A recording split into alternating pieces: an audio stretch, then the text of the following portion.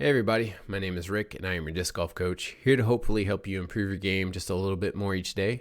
Today we're going to talk about how to improve your form, and I'm going to give you 2 drills that you can work on at home.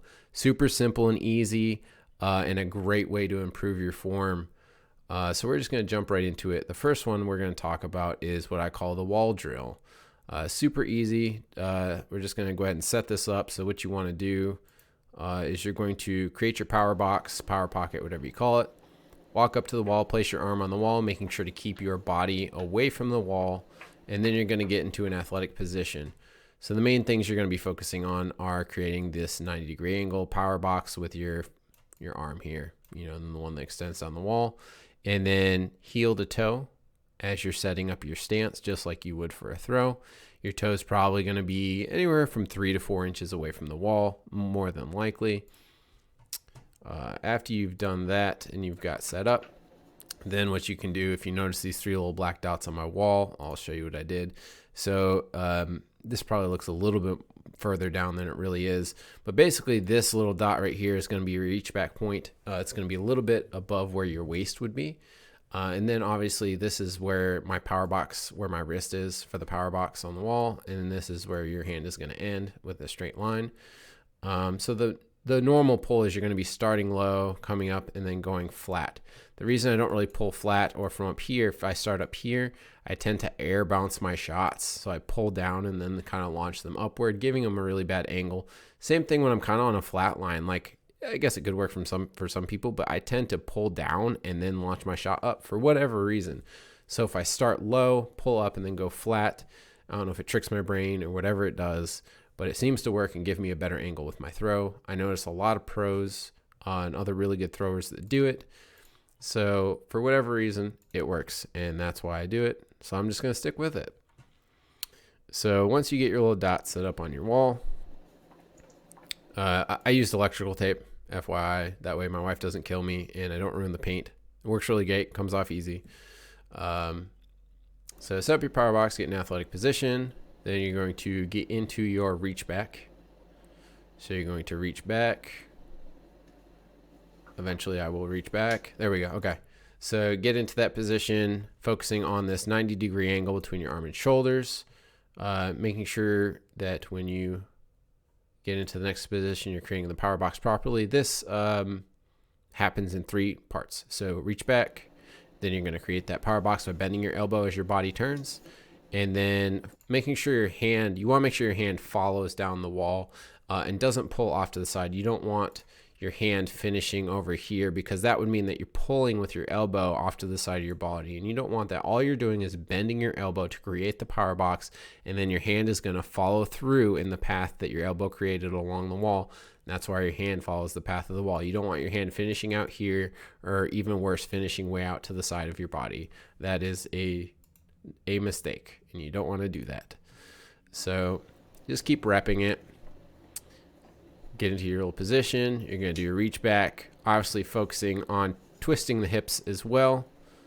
So look at my hips, closed hips, and then you're going to open them as you're coming through the shot. Create power box, release point. You just want to rep this over and over and over and over. The main thing we're going for is feel. That's why I also picked up a disc, so that you can emulate what you're going to be doing out on the course, because you just really want to get the feel. That's the main purpose of this drill. You just want to do this over and over and over. That way you can feel exactly the way the throw should feel when you're out on the course. So you want to make sure you constantly rep this. Anything that I'm working on, if I'm working on any singular thing, whether it's my arm, my foot placement, whatever it is, focus on that one thing when you're practicing and do like 100 reps. That's kind of like my rule of thumb. Once you've done 100 reps, you kind of start getting used to it and get a feel, and you don't have to think about it as much. And that's what we're going for. We don't want to have to think about any of the things that we're doing when we're out on the course, when we're throwing. We want everything to just be natural and what our body is used to. So we're just trying to get our body into the habit of doing something that we want it to do.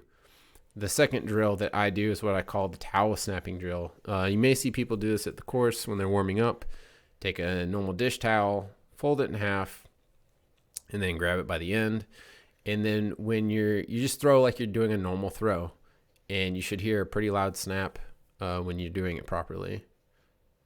So yeah, so you can hear the snap from the towel. It's pretty audible.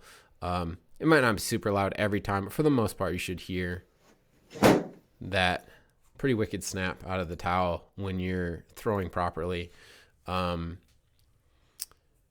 If you're not throwing properly or rounding, you might hear more of a or like a whoosh or something kind of sound, not really a snap. That might mean that your timing's off, or you're rounding, or not really creating that whip or power box with your arm. So the towel snap, it's kind of a good indicator. It's not perfect. It's not the end all be all of form training, but I can tell you that having a good snap with the towel is a pretty good indicator that you are throwing properly or having some sort of proper form. The dish towel really helps give you that resistance as well, so you can do a full throw without really hurting your arm. It's like having a disc in your hand. So this is super helpful. I do this when I'm warming up at the course, or just when I'm at home. If you don't have like a net or something to throw into at home, this is a great drill to do just to really get some real reps in. In doing this, you can also focus on other things that you're just working on your run up, and it just allows you to do a real throw while you're working on certain pieces of your form. So this is a great drill, along with the wall drill.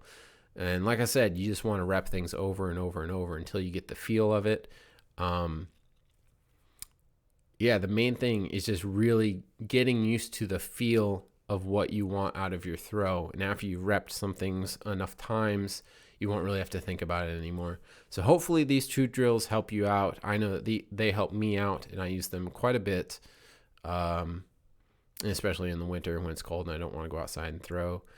Hopefully I'll make some more videos on some other drills or things that I do. Right now I just want to make something kind of quick, just give you a couple of ideas that you can work with at home. Hopefully these help you out.